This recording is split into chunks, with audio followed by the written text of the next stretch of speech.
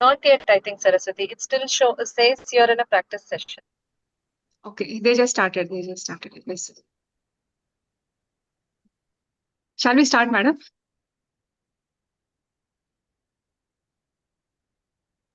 Yeah, all yours. You people are the Yes, coordinators. madam. Thank you, madam. So, good morning, everyone. On behalf of the Young Neurology Forum of Indian Academy of Neurology, myself, Saraswati Nashi, and Dr. Josna IS, are privileged to have you all again today. A very important topic, epilepsy. And this topic today, we are delving into the intersection of neurology, neuroradiology, and artificial intelligence. So, it is very interesting for us to see youngsters like Abhishek Gohel doing so much of work in a peripheral part of the country. So we have senior moderator with us, Sita Jayalakshmi madam. So madam is running the comprehensive epilepsy program at KIMS Hyderabad. And once I told my students yesterday that madam is joining, they were also enthusiastic that this is going to be a perfect teaching session for them. So we expect a lot of epilepsy from you, madam. And we also have with us Dr. Mihir Parekh, who is a consultant neurologist and epileptologist at BAPS Hospital at Gujarat, and Dr. LG Vishwanathan, who is also epilepsy specialist at NIMHANS and Associate Professor of Neurology. Thank you, madam. Thank you for joining us today. Over to you, madam, before we start this session. Who, Josna or me? You, madam, you. Yeah. No, let's start. So I'm very eager to see, and this means the Dr. work which is Abhishek. going Yes, on. madam. Yeah, Abhishek can start. I think 2 cases are there. Yes.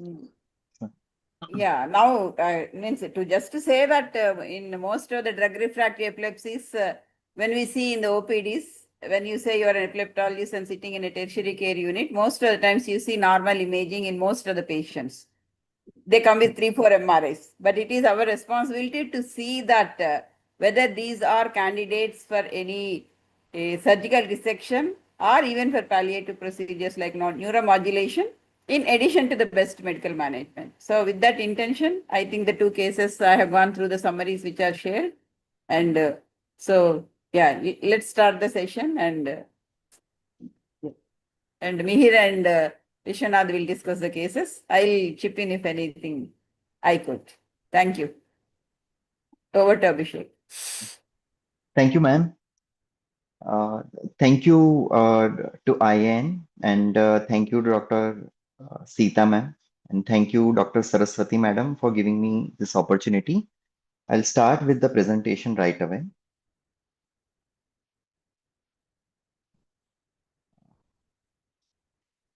So is the screen visible? I just want to confirm that. Yeah. Yes. Okay. So, good morning, everyone. I'm Dr. Abhishek Gohel. I'm a neurologist and epileptologist practicing at KD Hospital, Ahmedabad in Gujarat. Today, I'll be discussing 2 very interesting cases that we had come across in our practice. And these were cases of drug-resistant epilepsies, and their MRI were reported to be normal previously, and very high burden. The patients had very high burden. So it became imperative to do something about these things. So I'll start with basic introduction of the common problem that we all face in our practice.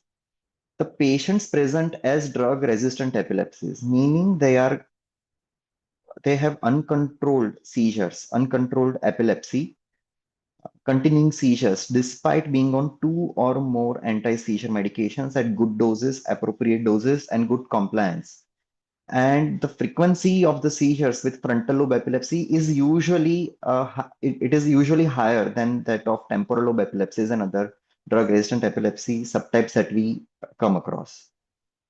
Again, because the frontal lobe has very tight network, the spread of these seizures is rapid, and they can easily be seen as they can easily be described as generalized tonic-clonic seizures. So they are walking around as lot of seizures and GTCS, but short lasting and yet disabling. Because of these seizures, they have lot of social burden, and the hospital burden as well, because of repeated admissions they might require, and a lot of risk with their injuries, head injuries, other fractures, all those things.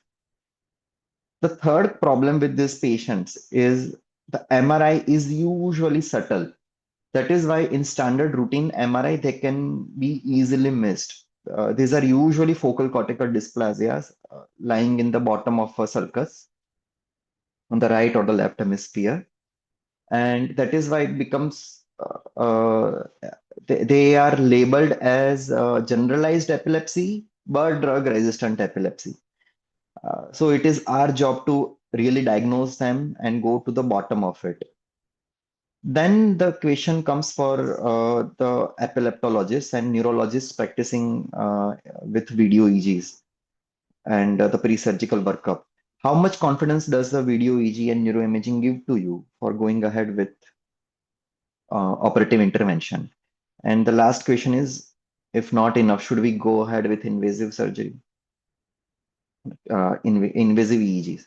So with these questions, we go ahead and start our session.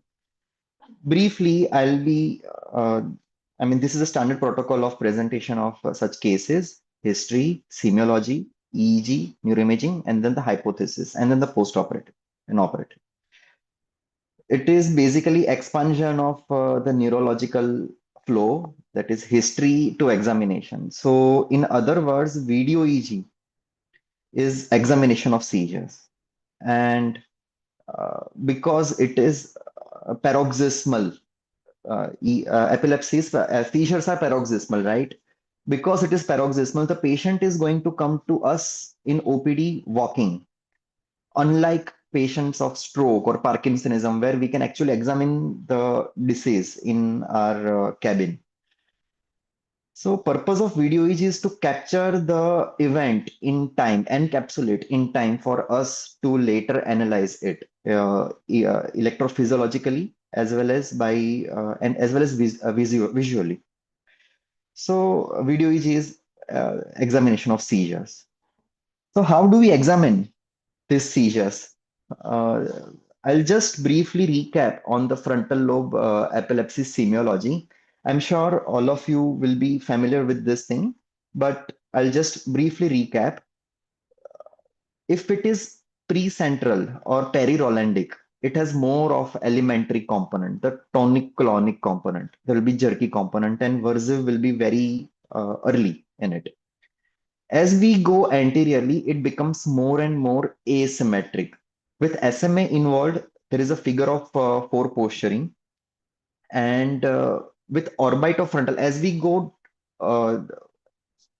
caudally, there is more of autonomic component. There is fear, there is agitation.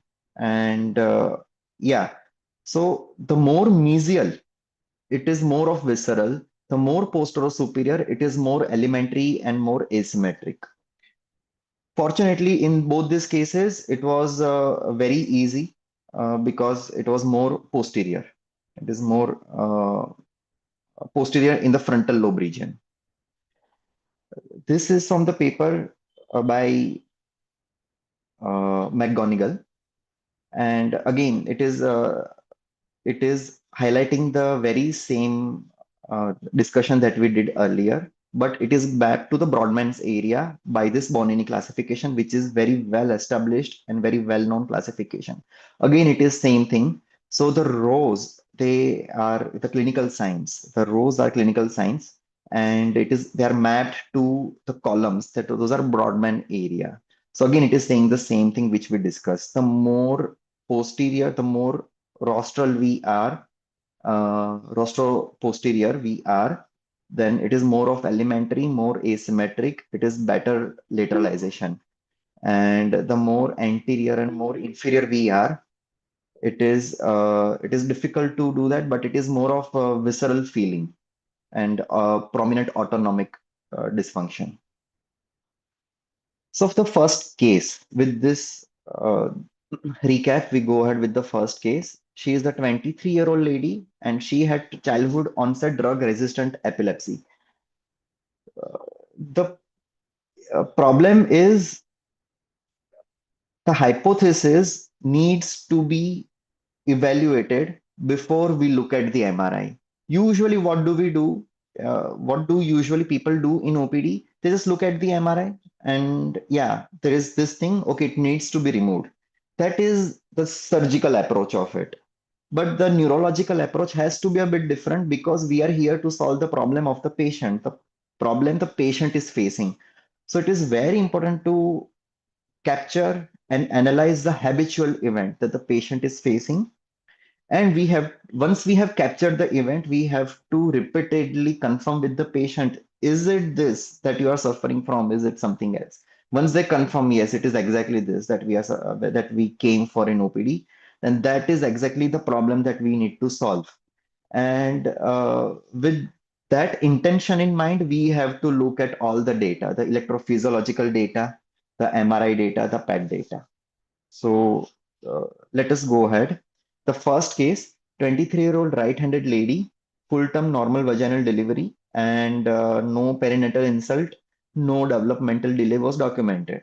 And she started having seizures at 4 years of age, and that is why she had long-standing childhood onset epilepsy. She had multiple daily, around 4 to 5 episodes per day in awake as well as in sleep.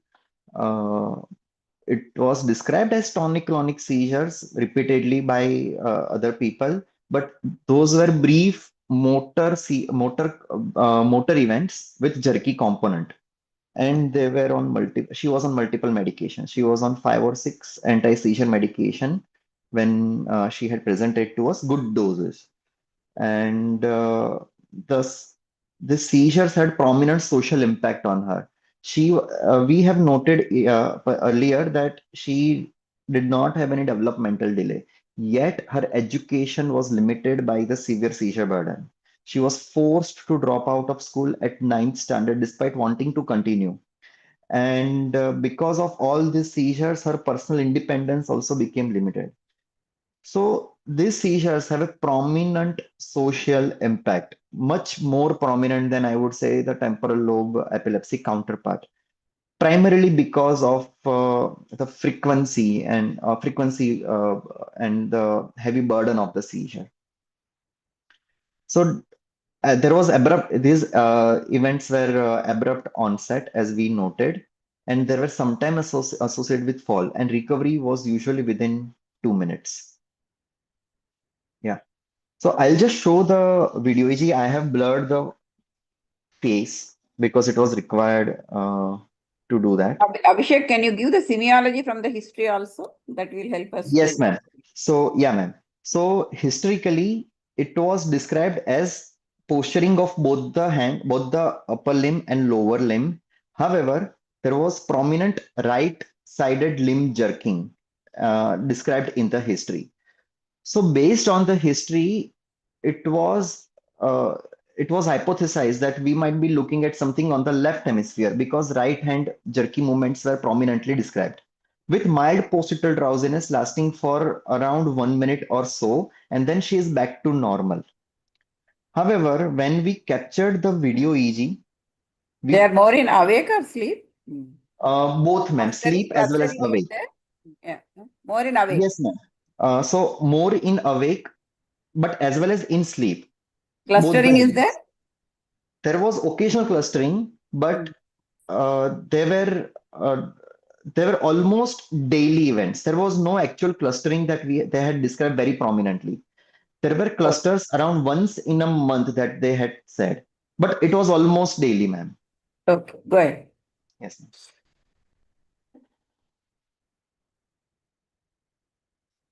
So I had to blur out the face, but the limbs will be visible, ma'am.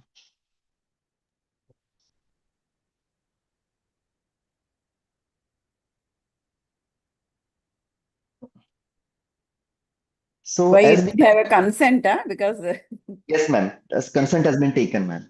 then why you can show, no? Nothing will happen if that is the case. Because it's important when you are interpreting the semiology, Yes, ma'am. then the facial movements very important in extratemporal epilepsies. Yes, ma'am. Okay. So I'll just Go back. So there is left upper limb, lower limb tonic posturing, extension, and right upper limb was in flexion. And there is clonic component as well. There is jerky movement. It was in both the lower limb and right upper limb. The left upper limb was not jerking prominently. That is why I think they said that there is right upper limb and lower limb jerky movement. But we can see that she has soil at that point of time. So there is bed wetting, which they did not say in history. And when we questioned it retrospectively, that was the reason that she had to drop out of the school. She used to micturate very often.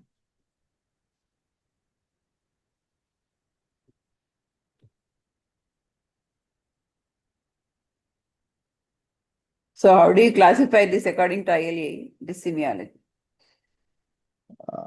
Okay, ma'am. So I'll just go back. So I would classify it in the pre-central area, that is Broadman area 4. So what is the first movement in the semiology? You are saying it is left upper limb dystonic posture. Yes, ma'am. There was a left upper limb posturing, dystonic posturing. Nothing And in the then face, because we couldn't see the face. Nothing in the face. nothing in the face, ma'am. The first thing was the left upper limb going. Posture. Yes, ma'am. Yeah. So And, there was deviation of the face and eye to the left. Definitely, it was there, but the first movement was left upper limb posturing. If I could interrupt, I think there was an Yes, yes. asymmetric tonic posturing, right? That Yes, right upper limb goes to flexion. If elbow starts flexing, yeah, there's like an ATP, right? yes, So, asymmetrical tonic seizures. Yeah. So, and So this as we the can lower see, limb, the lower limb posturing of bilateral hip abduction also is very characteristic of an SMA involvement early into the ATP with bilateral hip abduction. You Favors play this. again so that again people will Is she understand. aware during this event? no, she is not aware during the event. Okay.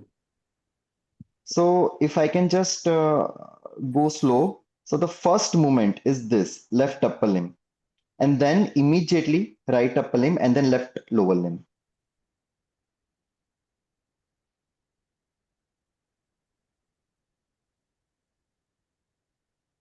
And micturition. So yeah, this is the intrictal EEG.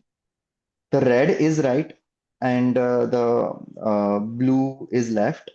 I'll just okay. So this is the average montage. As we can see over here, there are prominent interictal discharges, more in FP2, F4, as we can see over here in the second, third second, as well as the fifth second. And there is a spread to FZ as well in the third second. And this discharges, I'll just go ahead.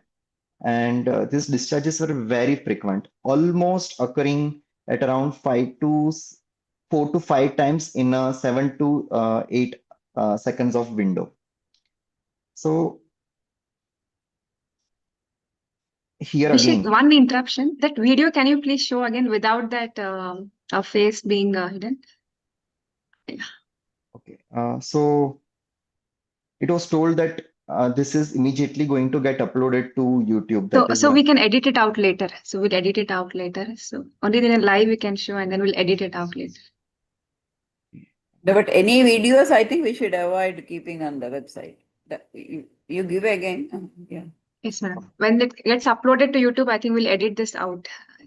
This is live on YouTube, ma'am, already. Then it's okay. Go ahead. No, we don't want issues. Yeah. Because there is a prominent micturition as well in young girls. So Fine. Then fine. consent has been taken, ma'am, but yeah. They won't mind it as such, but I thought that It's okay. because of Mhm. So yeah, in addition to F4, you have spikes even at FZ, CZ. So CZ, FZ, CZ, yes, ma'am. parasagittal as well as frontal. Yeah. Yes, ma'am. Central is not much. Yeah, it is more of F4 and yeah, F4. FZ. Yeah. Mm. Yes, ma'am. Again. Abhishek, some of the participants want to see bipolar montage of EEGs if you Yeah, have. yeah, I'll show. Okay, so this is the double banana. As we can see, there is phase reversal over F4. Again, over here in the 3rd second, as well as in the 6th second, we can see. And again, the 7th second. And phase reversal as well over F4 and CZ. It is visible, right? Also, can you show them how it is different from vertex waves? So it will be very useful for them. Okay, I don't have a vortex wave over here. I think you can explain me, sir. Yeah, so this is sleep EEG, and we can see some spindle also in earlier part.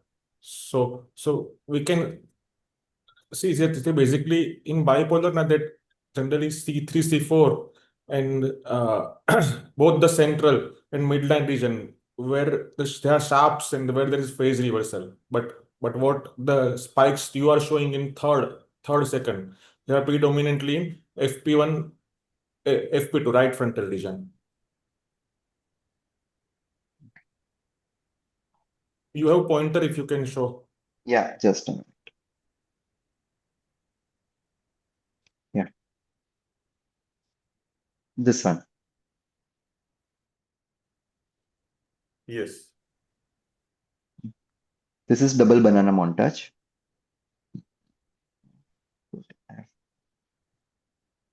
Oh, here. This phase reversal.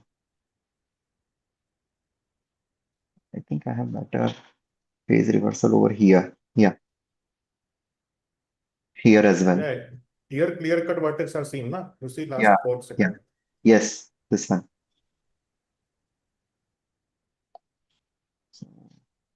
Okay. Okay, so this is the ictal EEG. As we can see over here, there is a good ictal buildup over the right frontal region. Lot of artifacts. Frontal lobe epilepsy, very common to have these artifacts. And FP2, F4, C4, FZ, CZ. So there is good ictal evolution over here. There is sharply contoured theta range activity and going into If you uh, love cherries, you need to try my cherry. sorry, ma'am. No, this is the first page, a dictal answer. Yeah, I just showed only the first page, ma'am. Sorry, second page. Yeah, there are a lot of artifacts coming up. Yeah, lot of artifact. We were But not able to. No. Always, whenever we see ictal EEG, na, first 30 seconds before the seizure and after the seizure are also equally important in extratemporal epilepsy because Yes, ma'am. most of the seizures are masked by the artifacts. So, do we have that continuous? Always, we should say the EXE file or something so that we can see. If you cut the pages alone, may not be helpful. Do Yes, you ma'am. have the original file? No, ma'am. Unfortunately, right now I don't have Preceding it. page? Do we have the preceding page? No. No, ma'am. Okay. Because I kept the ictal EEG short because the focus of the discussion Is on was imaging. yeah. Okay, fine. So you have So it right frontal, central. Sorry, yes, ma'am. parasagittal and frontal. Yes, FP to ma'am. F4, C4. Yes. Yes. Okay. So semiology wise, we captured left side posturing facial deviation, which suggested a right frontal motor network. And the interictal EEG and ictal EEG both the showed right frontal central. So we were looking at something over the right frontal region. Now I'll skip to the imaging.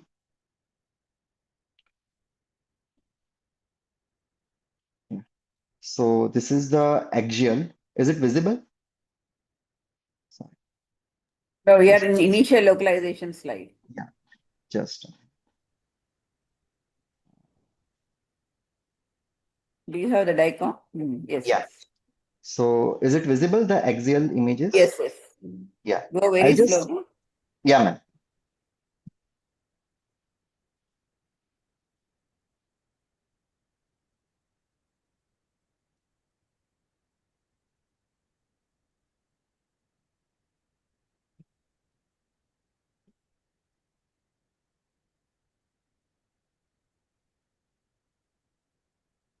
This is the T1 axial.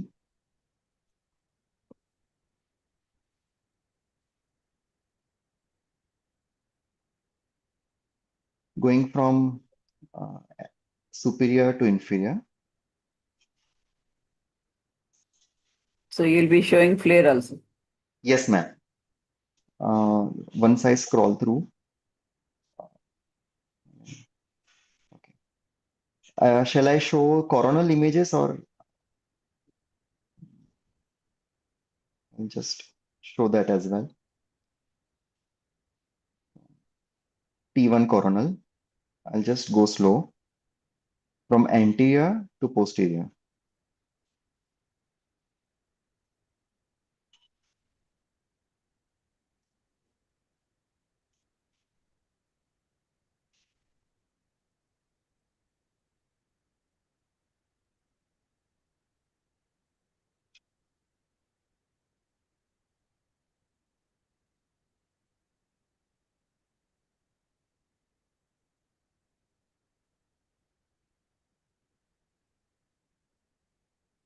So now we are in the, so I'll just abandon this. I'll show the flare images, ma'am, now.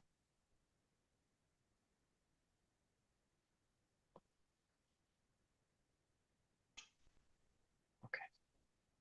So Show only axial first. We want to see in yeah, I'll detail. show the axial. Enlarge. Yes, ma'am. Increase the size. Yeah. Because zoom, no, very. Yes, ma'am.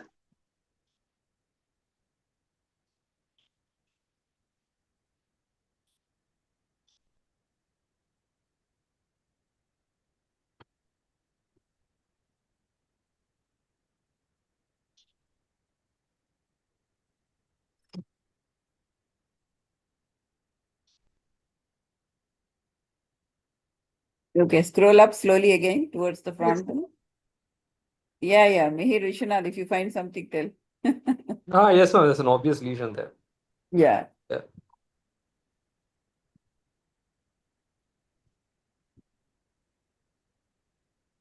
Yeah. Okay, now you Ma'am, can here pause. also. Yeah, Yes. yeah.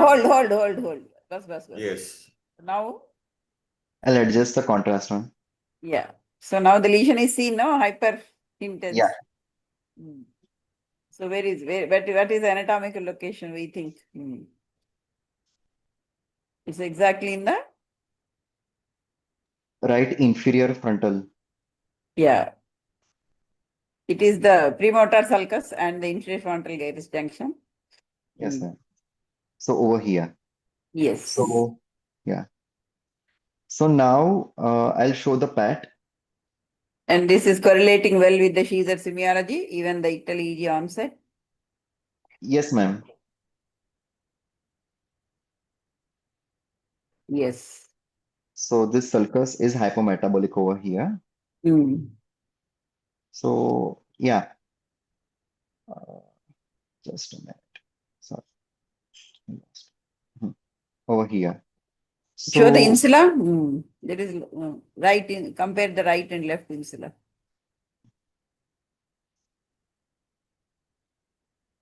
Yes, hold. Yeah. So there is a significant hypometabolism even in the insular region. Whether it is extended hypometabolism. Yeah, look at the coronal also, coronal images. The inferior frontal gyrus is totally hypometabolic on the right, along with the peri-insular cortex.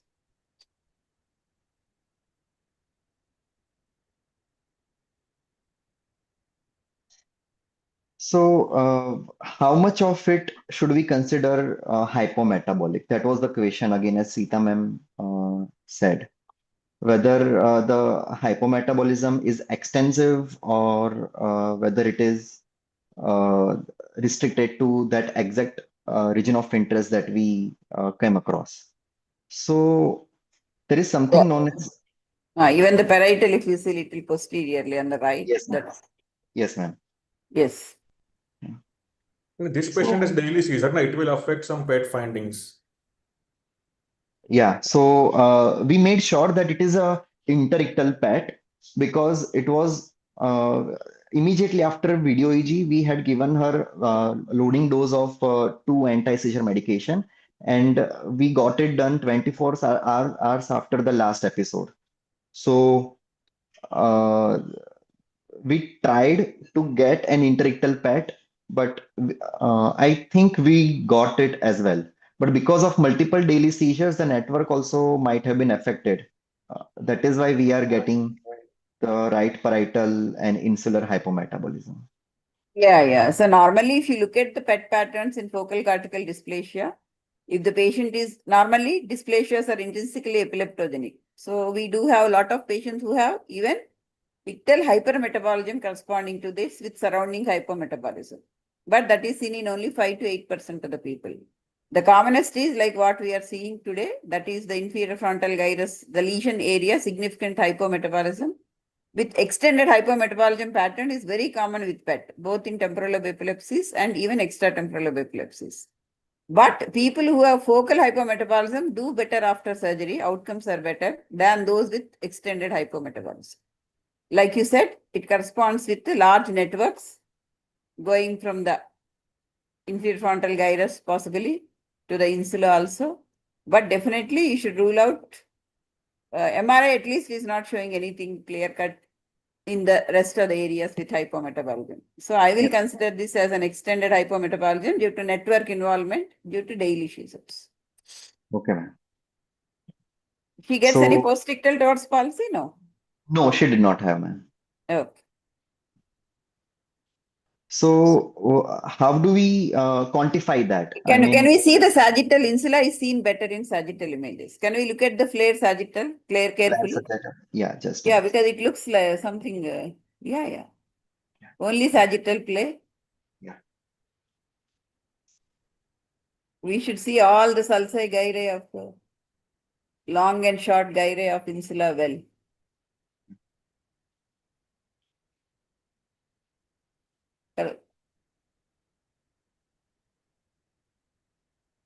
I don't know. For me, it's maybe because of Zoom, it's blurred. What, Vishwanath? Show the opposite insula to compare. Yeah.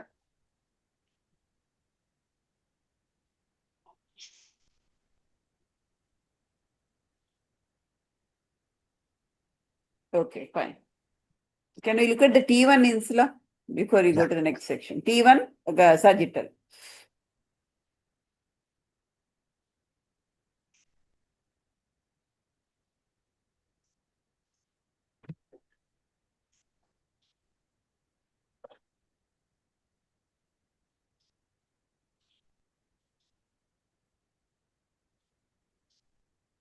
This is the right.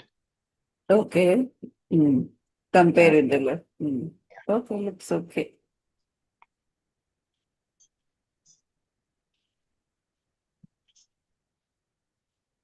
This is the This is left. left. Yes. Okay, go ahead. Okay. So, yeah. So, as Madam highlighted, the problem with PET is hypometabolism, and the radiologists are trained to look at hypermetabolism usually. So, they routinely report the PET in whole body PET in the cancer patients. So, they are trained to look for hypermetabolism, and the hypometabolism is usually counterintuitive. So it is like comparing in a bright room, you are looking for a shadow. So to look for a shadow in a bright room is counterintuitive. But if somehow you can invert that hypothesis, that is, you look for a candle in a dark room, you might be able to know things better. So that is the whole point of PET asymmetry analysis, and making the hypometabolic look hyper for our practical purpose, for visual purposes only. And that can give us a lot of information on it. And again, because the PET hypometabolism exists across a spectrum, that is, there is relatively less hypometabolic areas and there are relatively more hypometabolic areas. So we want to look at more than 4 standard deviation hypometabolism that is known as Z4. So what is this Z4? It has to pass through this test of fire where the hypometabolism is corresponding to more than 4 standard deviation when it is compared with the entire brain hypometabolism. So there are mathematical ways to do that, and we can superimpose that hypometabolism on it. I'll just show when we do that. The hypometabolism becomes more prominent. So I'll just remove this pat. It beautifully maps this inferior frontal gyrus, inferior frontal sulcus, the bottom of sulcus, the exact sulcus that we want to reach. So this is it is like, as Vishwanath sir said earlier, that it feels like a texture analysis of PET. And yeah, it makes sense to say it like that, where we compare the metabolism on the concerned hemisphere with that of the opposite hemisphere, the corresponding area of the opposite hemisphere, and then we subtract them and we invert that. And this is exactly the thing PASCOM does, that Amrita people have been doing since long. And it maps to the exact sulcus that we are on. So I just want to showcase this thing because it gives a lot of credibility to that hypothesis. And what looked like a doubtful or subtle dysplasia to some people will no longer look like that to them after having a look at the PET hypometabolism in this manner. Now, how does this help us in the pre-surgical planning? I'll shift back. I'll shift back to our original presentation. So these are the orthogonal views. This is T1, these are FLAIR, the PET fusion, and the T1 superimposed with the region of interest as we calculated on our post-processing techniques. So yeah, the decision will be, should we go ahead with the direct lesionectomy or should we go ahead with invasive EEG? That was the question. So because we had good confidence on the lesion as evidenced by T1 and T2, T1 thickening, T2 hyperintensity, the blurring of the gray-white matter interface over that area, strong supportive video EEG inputs, PET hypometabolism, plus our post-processing techniques, we went ahead with the direct lesionectomy path. So let us listen to Mihir and Viswanath, Yes. how they will handle. Yeah, ma'am. Like in this patient, there is clinico-electrical radiological concordance is there. So we'll not need stereo EEG. We'll do intraoperative ECOG, and it is very nearby motor cortex. So Yes. So that's the only thing. yeah. It comes under Mhm. eloquent cortex Yes. classification. So we need Another to intraoperative modality one can use is intraoperative ultrasound. Yeah, that's what we also do. Intraoperative ultrasound is excellent for BOSD. It gives Yes. excellent resolution. Yeah, So- I agree. I agree with both Mihir and Vishwanath. The lesion is quite obvious, but the success rate in FCD is still around 60 to 70%. It's not like our temporal Yes. lobe lesions. Yes. So that's why it's very important where to identify what is the extent, because that is what it is usually beyond the lesion, what you see. So electrocardiography is very important. Intraoperative ultrasound along with cortical stimulation when you are doing the EEG, Yes. when doing the resection, and post-resection spikes also. You have to do both pre and post. So now let's listen to Abhishek. So we went ahead with the direct lesionectomy. So this is a 3D recon of the patient's native brain. And on that, we have superimposed the region of interest as calculated on it. That gives This is on us, the navigation machine, no? no ma'am, this is on our native computer. Oh. Yeah. So it gives us a 3D view of the region of interest. And what we do is, uh, yes, intraoperative ultrasound will give us excellent resolution of focal cortical dysplasia, definitely, as Vishwanath sir said, and you guys are also doing it. But we in centers where it is not there, I mean, who are not practicing it, what we can help them is what we can do to help the surgeon, because our job as neurologists and epileptologists in such cases is to maximally help the surgeon to reach the exact base of sulcus. So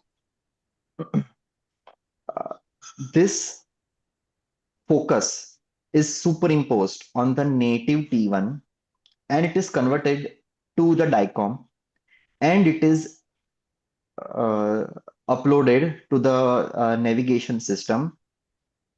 So when the pointer is on that exact same sulcus on the patient brain, the vision system will show us that exact same sulcus on the MRI over there. So it is the same thing that we usually do, but as you can see over here, the focus is marked here. So in the T1. I'm not sure whether it is seen or not, but uh, it is marked as a white area. So that gives the surgeon a confidence to, I mean, that they have reached the exact sulcus that we have hypothesized. Uh, this is for the neurologists who are seeing this.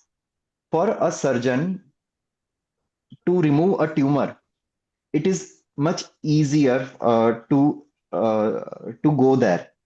But with such subtle focal cortical dysplasias, it is difficult to reach. That is why we need multiple modalities that we have. That is, one of them is intraoperative electrocorticography. Another is 3D neuronavigation system as well. So this is the Abhishek, just I want to ask you one thing. If yes. we see our MRI and PET scan, the area of hypometabolism, even PET scan wise gray white matter differentiation was a bit larger than what was in post processing your hypermetabolic area. So obviously we use echo while removing the area because we need to remove the surrounding area also. So this post processing help you only in localization, or how much area to remove also in your experience it will guide them? Okay. So this post-processing helps only to reach where we want to reach. It does not guide us in the extent of resection. Yes. Yeah. So that is the limitation. But again, there was I mean, I think there is a paper from Amrita who have, I mean, they have tried to map the PET hypometabolism versus the post-operative resection cavity. I think they are writing it right now. So maybe that can shed some light, or Sita ma'am also can tell her experience on this. Yeah. No. Being in India, so we always try to, our challenge, especially in corporate hospitals, is pharmacoeconomics. So, like we all discussed, like Vishwanath and Mihir said, we always, if this lesion is there and the PET is very clear, semiology is also lateralizing your EEG. There is a concordance of all the modalities. We also published one in AJNR about FCD outcomes. So if there is concordance of two imaging modalities, your sheath of freedom is beyond 70% out of the three images. So usually we go by MRI, PET. Most of the time both are concordant. If it sometimes in subtle MRIs, we go for even ictal spec, but getting a focal ictal spec pattern is very, because ictal spec mainly lateralizes, it doesn't localize. Yes. So in this case, like we discussed, if the lesion is clear, definitely we go with intraoperative ultrasound. I don't know. Nowadays we got a microscope. It is the second in the India.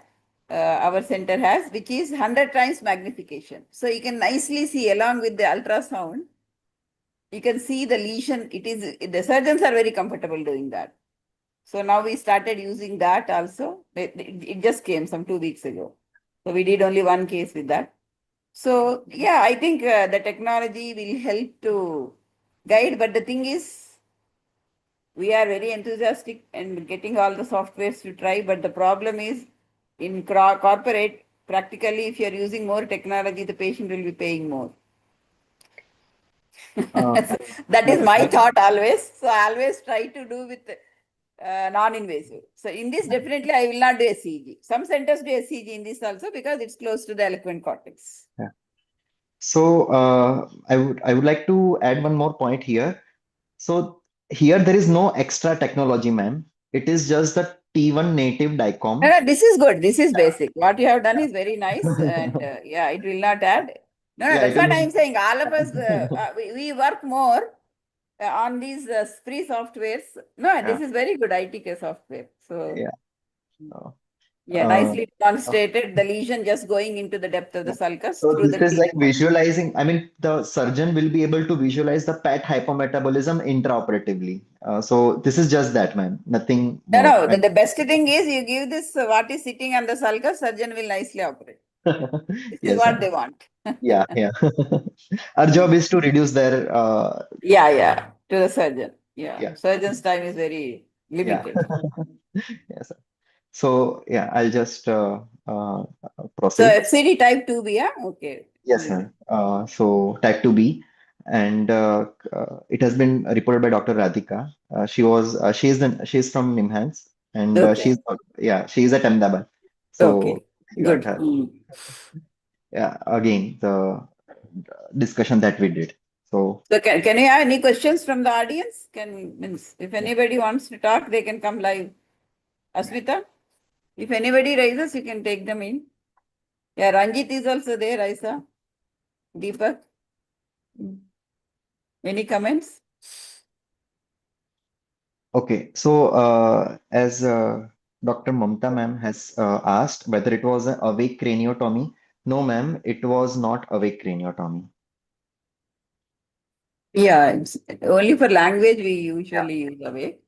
For motor, nowadays we have intraoperative monitoring Yeah, of the motor. MEP was done. Yes, ma'am. MEP Yeah, was done. so that is for VEPs and motor cortex, we use intraop monitoring. Yes. Okay. Okay. So I'll Okay. proceed with the. Yeah. Yeah, good. Very nice case. Go ahead with the second case.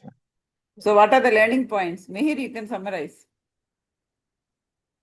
So basically, generally what frontal lobe epilepsy is more interesting and more tricky. Like temporal lobe, we don't get the clear-cut localized EEG. So in frontal lobe, your radiological MRI and a PET, it becomes much more important, particularly in FCDs of the frontal lobe. But and as we say, the frontal lobe can spread contralaterally also, especially midline frontal lesion. So this patient is though shuttle FCD, which was identified by proper protocol MRI with proper PET and beautiful post processing. And so a young girl with daily seizure, with excellently elaboration of the presentation, it's good that she is currently seizure free 6 months post operatively.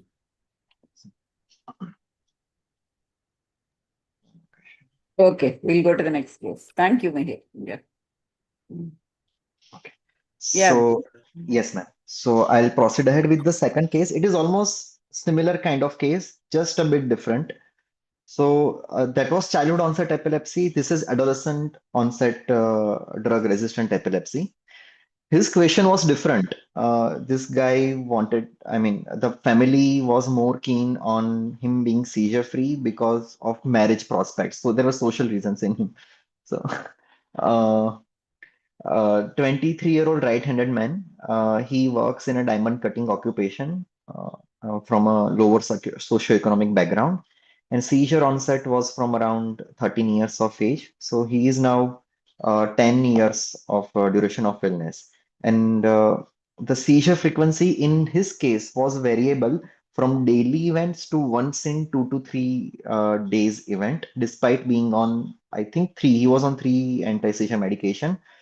He was on valproate, 1 gram per day, and oxcarbazepine around 900 milligram per day, and he was on clobazam 10 milligram BD doses, and he he was having these seizures, and he was okay with them, uh, be primarily because of, I think, he had he was from lower social background, and people were around him were not really concerned about these events. It became usual for them to have these episodes.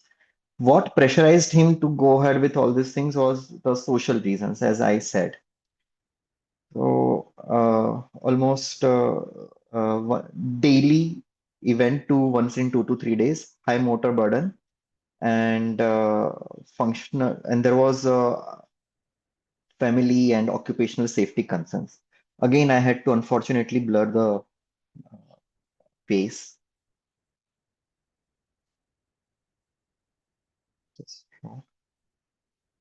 This is the habitual event.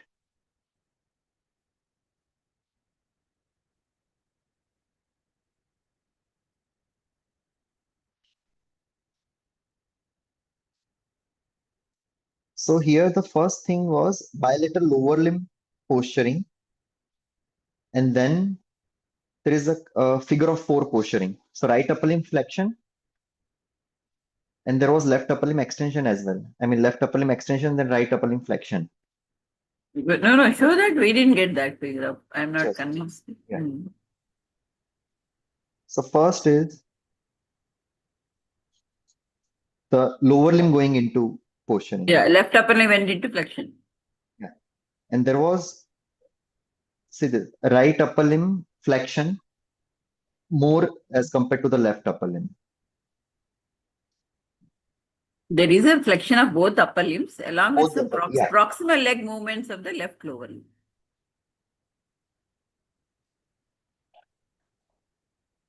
But the right upper limb is more in flexion, right, ma'am? As compared to the Right is in tonic posturing. The- Any reason we have tied the hands, especially? yeah, he used to I mean after the episode he used to have he used to try to pull the wires and all those things. That is why we had to do that.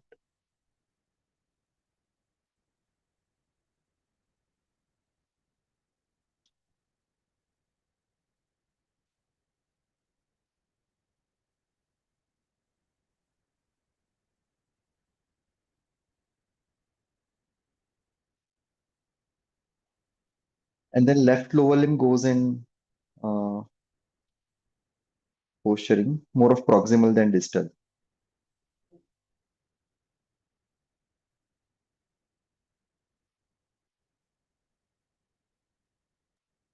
So nothing in the face. Okay, so there was Shapu ma'am over here. Ah. Oh. Yeah.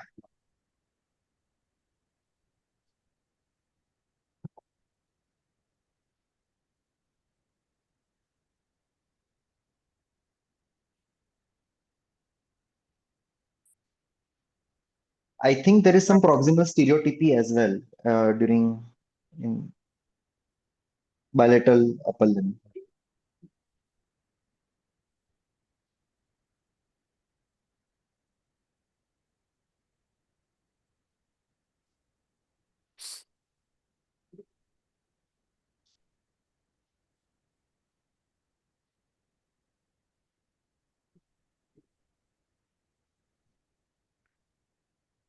I wanted to show this thing. The first manifestation was bilateral lower limb. As you can see, distal. Uh, see this thing.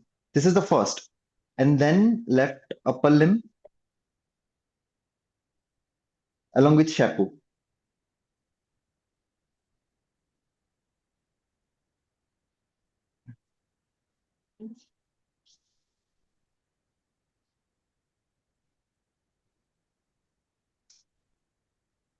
Okay. So this is the background activity, good background activity, bilaterally symmetrical, almost 10, 10 hertz symmetrical. And this is the interictal EEG. This is average montage. Again, similar kind. FP2, F4, FZ. And frequent right frontal activity. So again, as we can see in the fourth second over here, FP2, F4, and FZ. Very frequent. There are sharps and we just okay. So here, this is a CRD like pattern. This CRD pattern, continuous rhythmic discharges, is like a marker for FCD. So when we have this is for the audience here, when we come across such kind of very highly frequent discharges, uh, we might be looking at a focal cortical dysplasia. So very frequent. And this was almost throughout during awake as well as in sleep. So very focal, right frontal.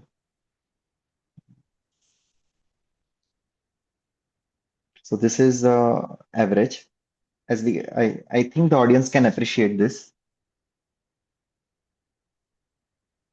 So this is signifying something highly irritative, highly epileptogenic. Obviously, the drugs were tapered in him because the last seizure he had was around 2 days prior to the admission. So he was in that once in 2 to 3 days kind of phase. So that is why we had to taper it down a bit and we got all these events. Yeah, the focal rhythmic discharges is a hallmark of focal cortical dysplasia. Yes, sir. And okay. So Okay, it's I'm also not, right. yeah, right. Again, right. Then Yeah. So this is I've not shown the pre-ictal pattern, but this is the onset over here.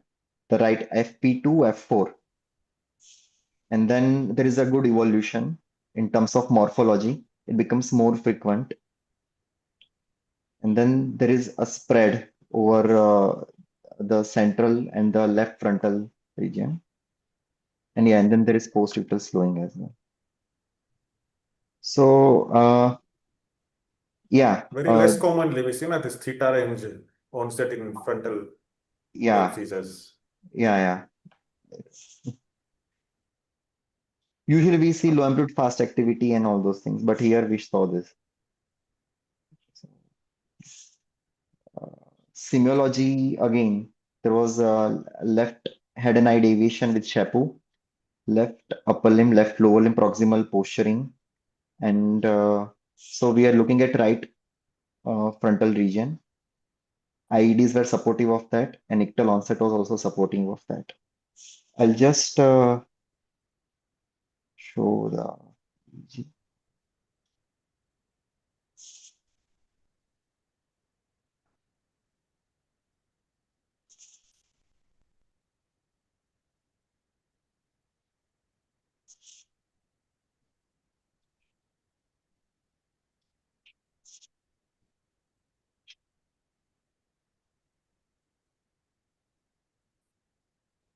Okay, now I'll go to MRI.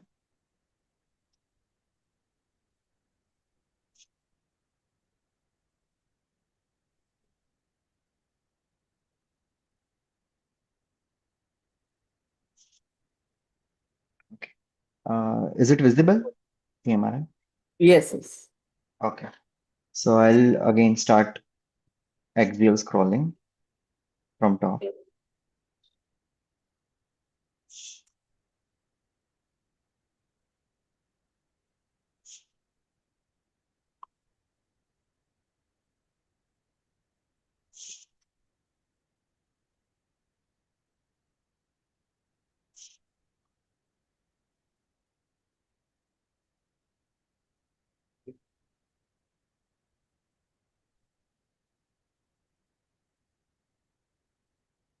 This case was again reported as normal MRI previously.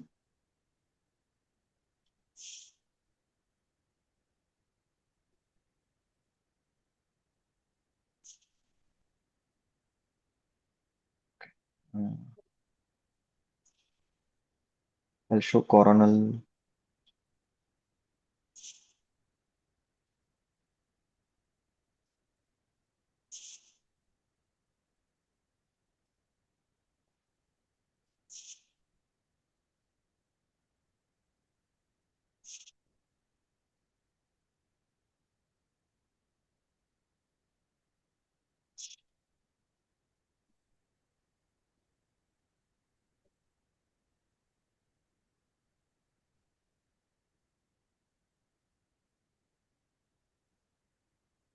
Shall I show flare, ma'am? Yes, yes, always we look at the flare first. Okay. Dysplasias are better seen in flare. Yes, ma'am. Axial. Single image, yes, increase the size. I'll superior. Yes.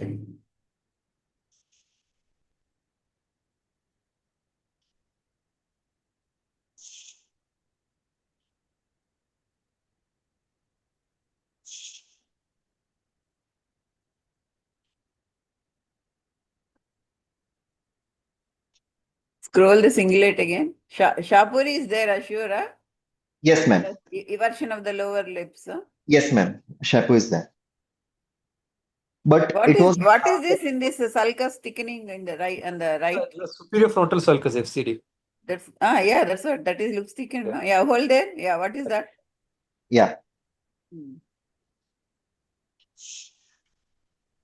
So yeah, can we see that in the coronal also?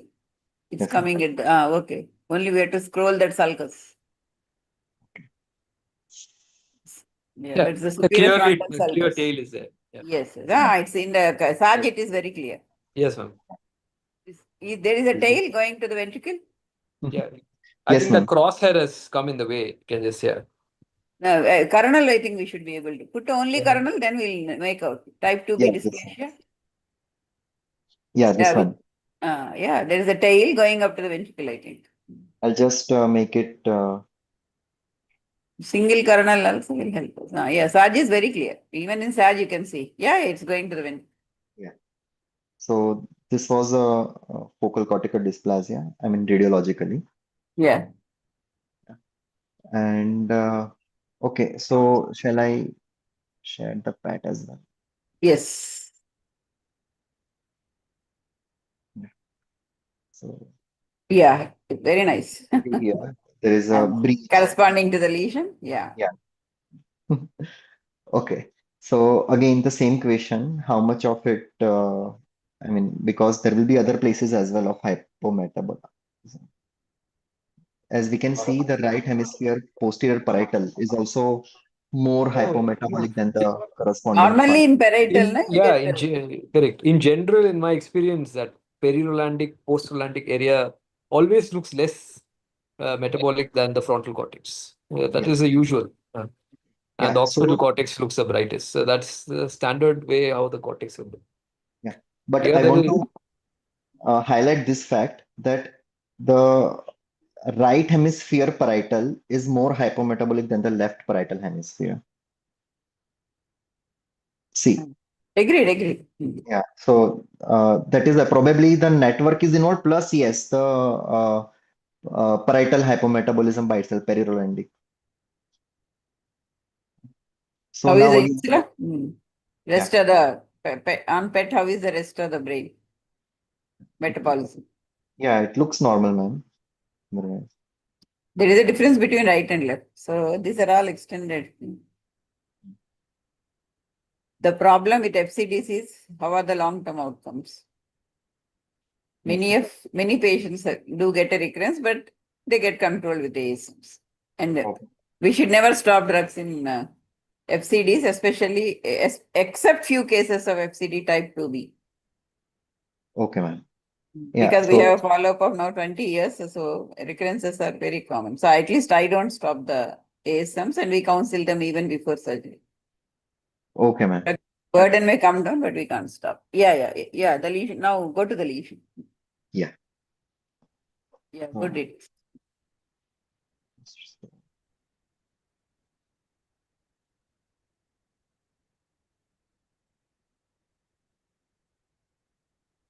Okay.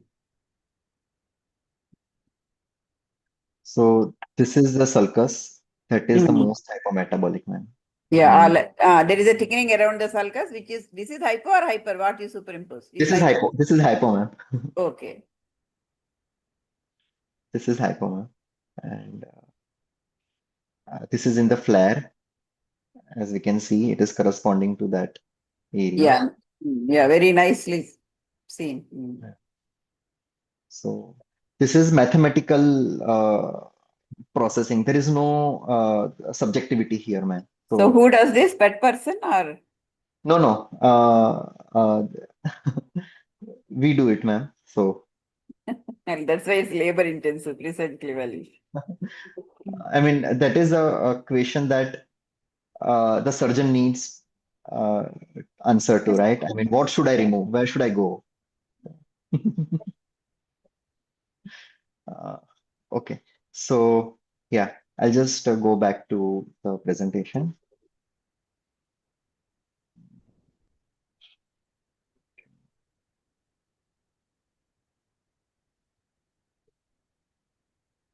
Yeah, is my presentation visible now? Yes. Okay, so again, the T1 flare, the PET hypometabolism, relative hypometabolism, and the T1 with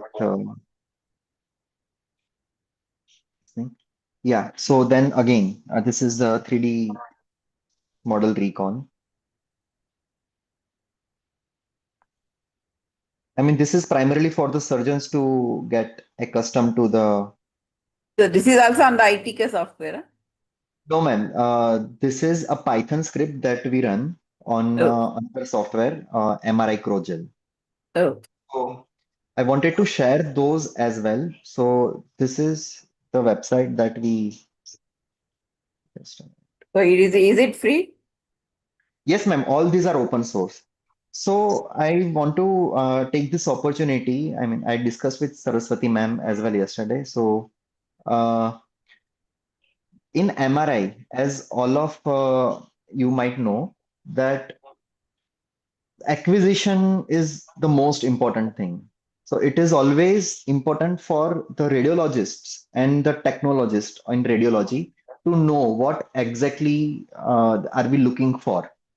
So if if the acquisition is not good, if there is movement artifact, if these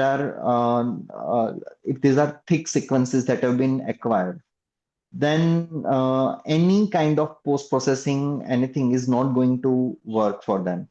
So that is why the harness protocol has been developed, and it is for 1.5 Tesla as well as for 3 Tesla, but 3 Tesla gives better uh, imaging output as compared to 1.5 Tesla of harness. But again, it can be done on 1.5 Tesla as well. So these are the sequences. I mean, we have made this website, epilepsymri.com, where anyone will be able to go through these sequences. You can give this website to the technologists or the radiologists, and they will know what exactly to do. And these are the post processing softwares. Again, we have highlighted them over here and how to use them, all those things. So the ITK Snap, MyPev, Horos, 3D Slicer, SPM, MATLAB based post processing, all these things are open source. These are free softwares, except the MATLAB, which needs to be purchased. I mean, with student license, it is very nominal charge and it is lifetime. So these are the techniques that we as neurologists can know and maybe should know, because the future is technology, right? The future is technology. And again,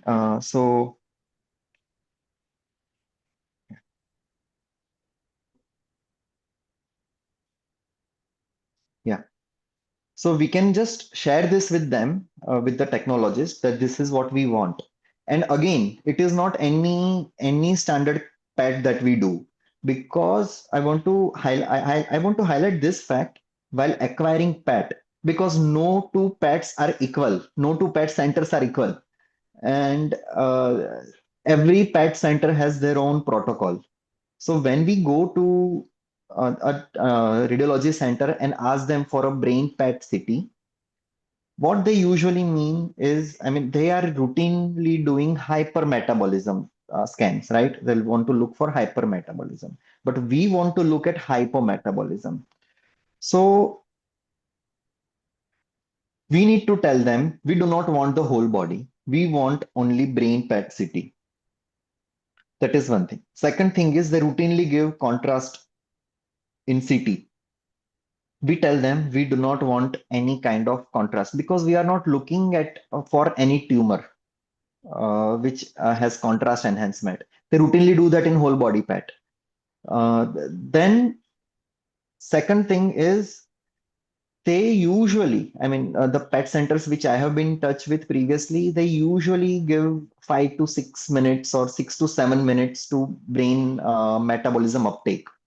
So we tell them whatever time you give to the whole body, you give it for the brain only because you need to give adequate amount of time for the brain uptake to happen because we want to look at relative hypometabolism.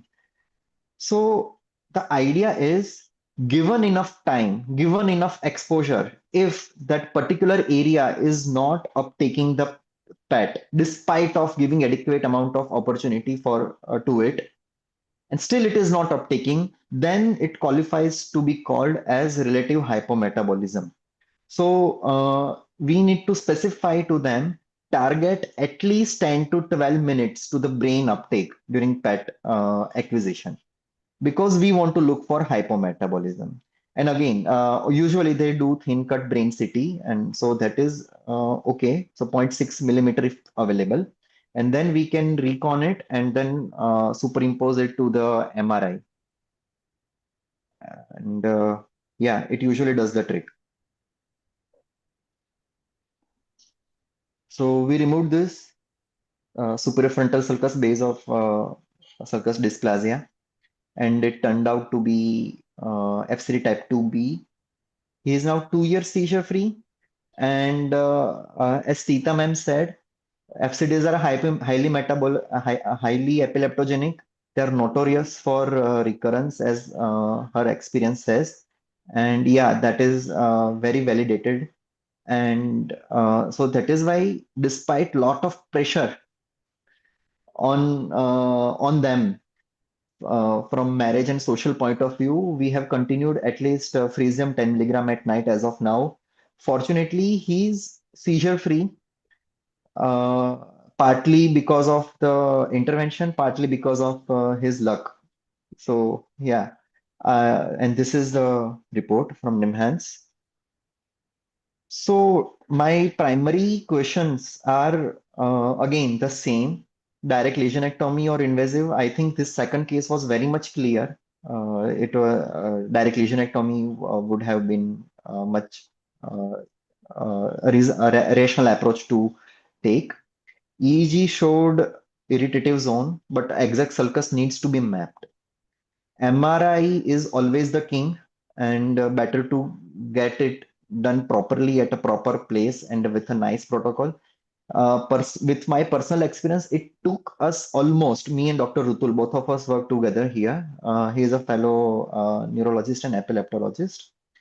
And both of us worked together and took us 6 months of going up and down to the MRI center to properly get the sequences, the T1 sequences, the flare sequences. It was that difficult because the flare sequences, the 3D flare sequences that they usually did were for demyelination purposes, where they particularly concentrate on the white matter problems. But here we want to look at the junction problems, right? The gray white matter interface problem. So the flare has to be adjusted as per that.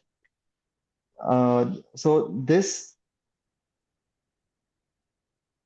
uh, yeah.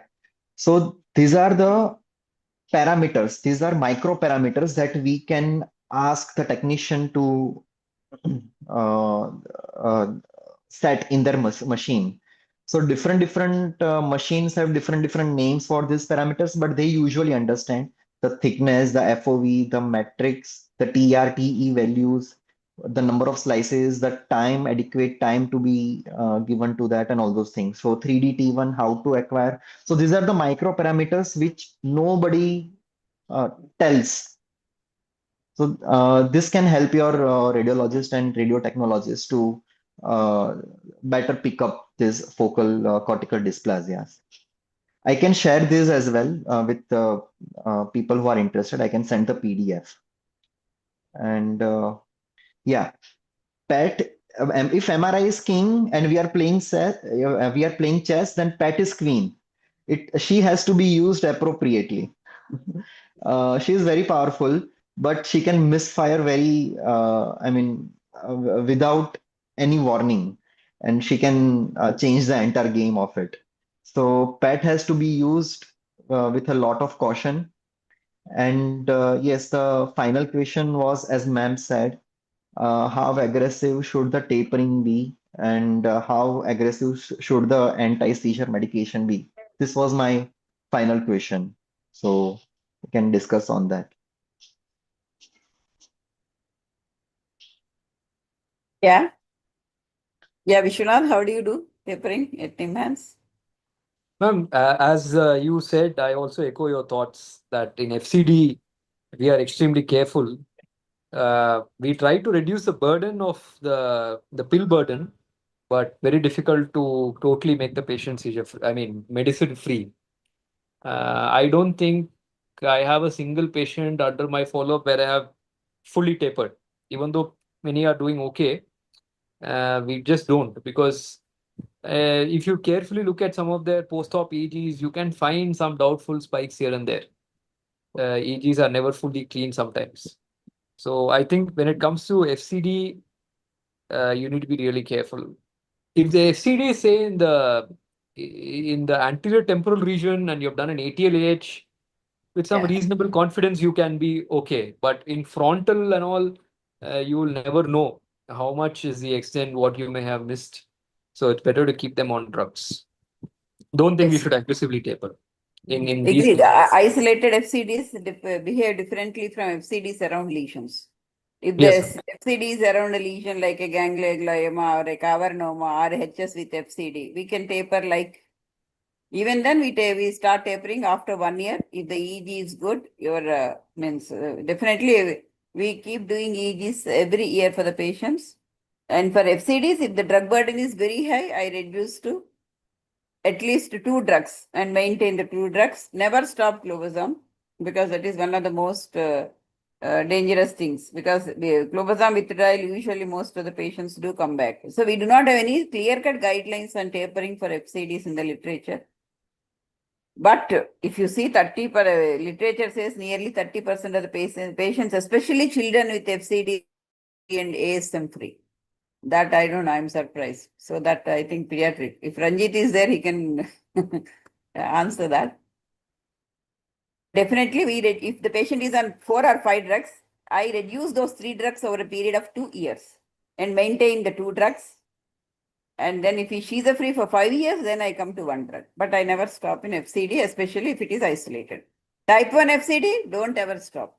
Type 2 FCD, still there is a chance, because type 1 networks are large and recurrence rates is very high. It's I will say around 80% of the FCD once recur, and they're well controlled again on adjusting the medications.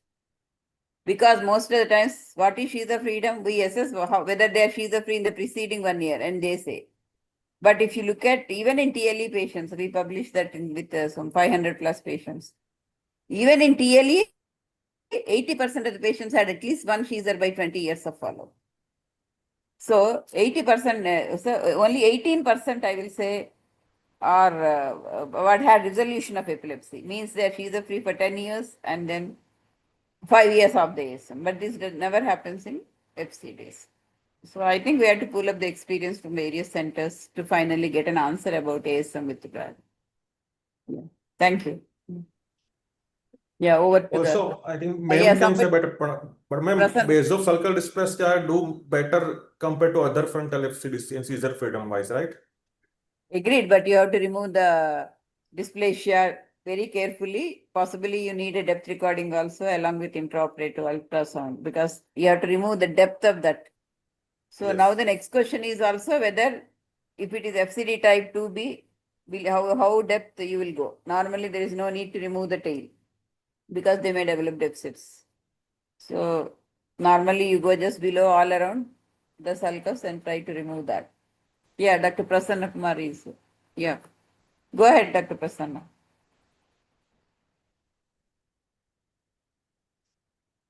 Hand raise is there, Dr. Prasanna? You can answer. Okay, while Prasanna sir takes the question, madam, regarding Abhishek, regarding this segmentation, no, using this open license software. So we do it too.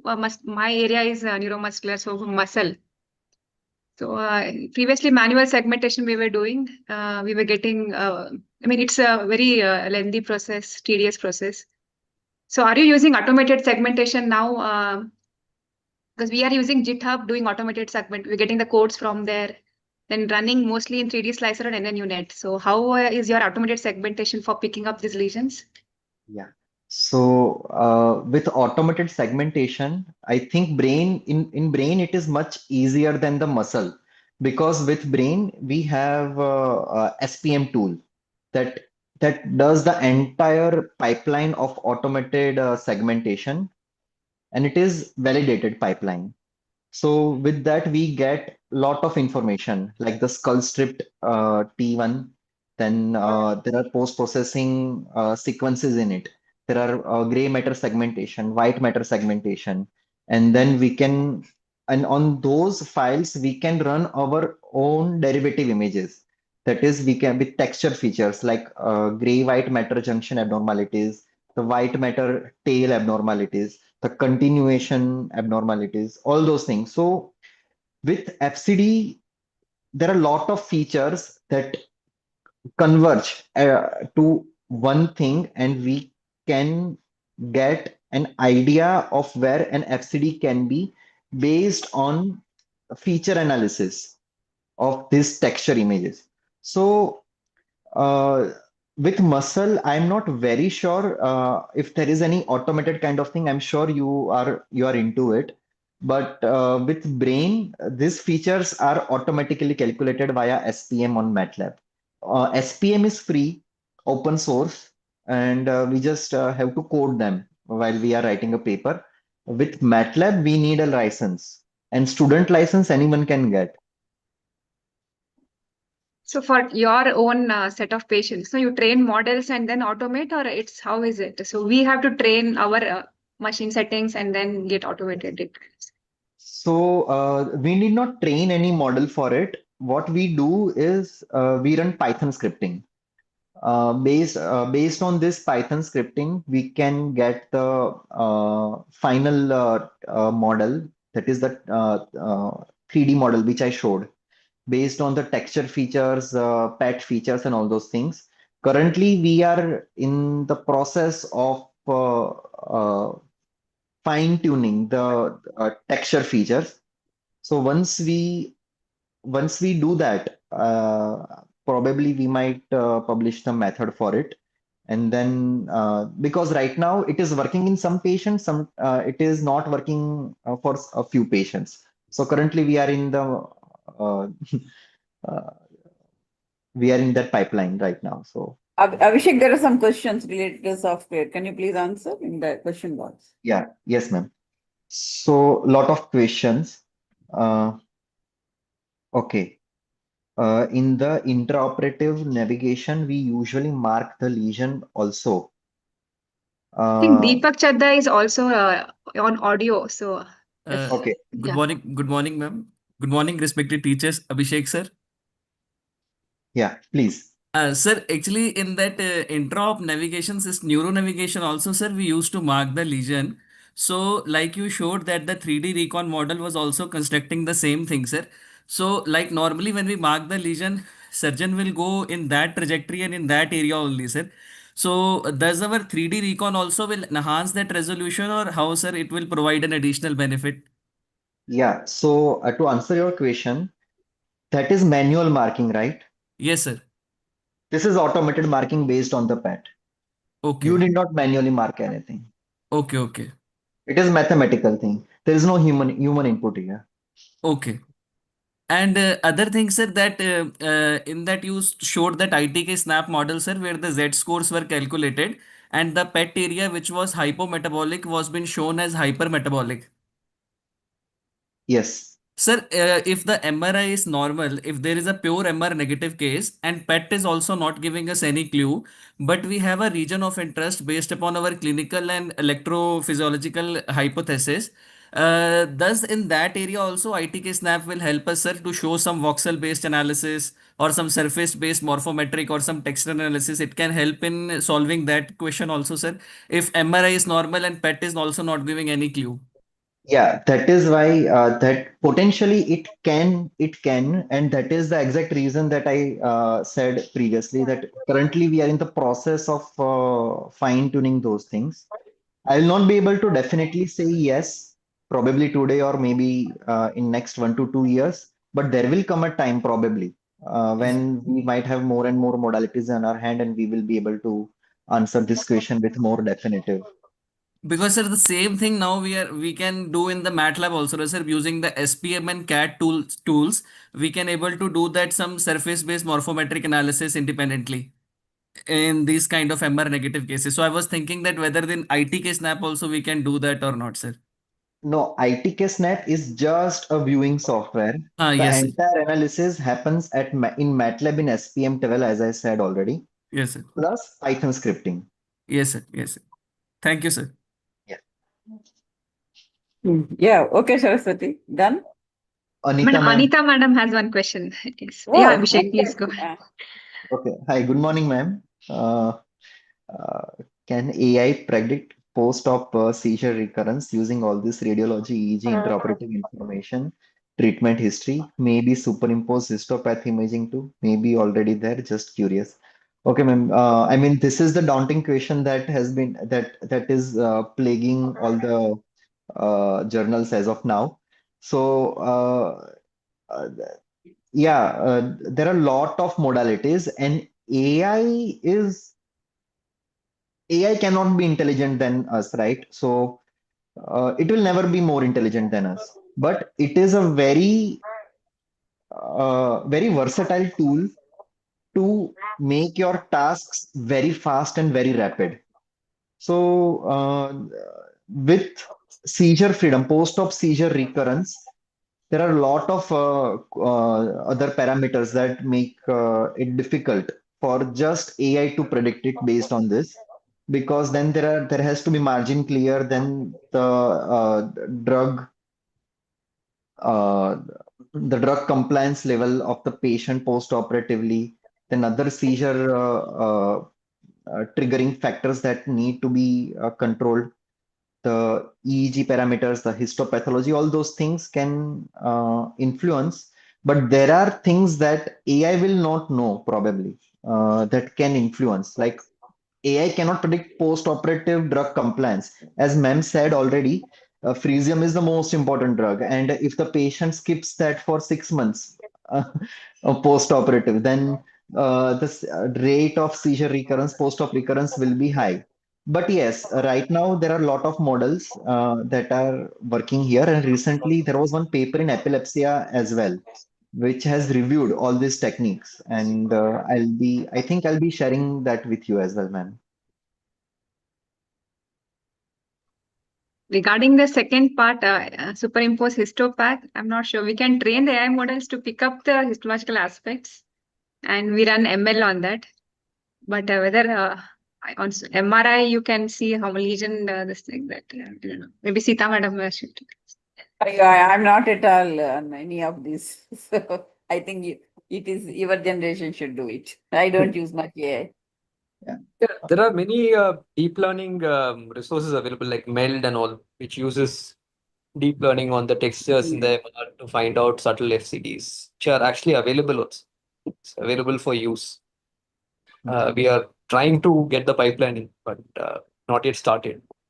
And of course, there are feature detections available for anything and everything, like for intrictal spikes, for ictal, for HFO analysis, for SEEG, and there have been some kind of AI or deep learning tools developed for all of these modalities. So probably in the future we will have something, but right now integrating everything to predict outcomes is still, because the epileptogenic zone is still the holy grail. We still don't have any modality that can identify it non-invasively, clearly. We still don't have it for, at least not for the difficult cases like MR negative. So that will be the challenge of the future. Yes, we have reached a state where we can compare the API models GPT-4o versus Claude from Anthropic and then see which is favoring better for reading the histopathology on trained models from AI. But yes, regarding superimpose, yes, definitely. Thank you. Thank you. I would like to add one more point. As Viswanathan sir said, the MELD pipeline and all those things, we have been running it on our local computer, MELD pipeline, but it gives lot of regions of interest, okay, and to rely on these things. I know it's not the best kind of Yeah. modality. So post-operative seizure freedom, very difficult based on only those things. So I think Rutul runs it on his computer, so he's very well versed with MELD. So far, with as compared to our previous knowledge of this thing, MELD pipeline gives us good clues to where the lesion can be, but it gives lot of information. It gives us 5 or 6 regions of interest, but again, it cannot be better than it will not be good if the acquisition is not good. So I think it merits its own subsection, I think, Dr. Saraswati ma'am, in IN. Yes, yeah, AI neurology should be a new subsection. Very interesting, but till we make have our own codes in GitHub, I'm not sure. Yeah, we'll propose it. Yeah. Thank you, madam. Okay. Done? Yeah. Okay. Thank you, Yeah. madam. Thank you, Thank you, Abhishek. Yeah, excellent cases. Thank you so much. Yeah. Thank you, ma'am. Yeah, Thank you very so nice, much. Abhishek. Yeah. Thank you, sir. Thank you so much, Mihir sir. Thank you, madam. Thank you, Sita madam. Thank you, Mihir sir, Vishwanath, and Abhishek for taking your time out on Sunday to teach our juniors on the basics and the advanced aspects of epilepsy. Thank you so much. Have a good day. Thank you, Thank ma'am. Thank you, madam. Thank you. Thank you, ma'am. Thank you, Dr. Abhishek, Dr. Vishwanath, Dr. Vegesh. Thank you so much.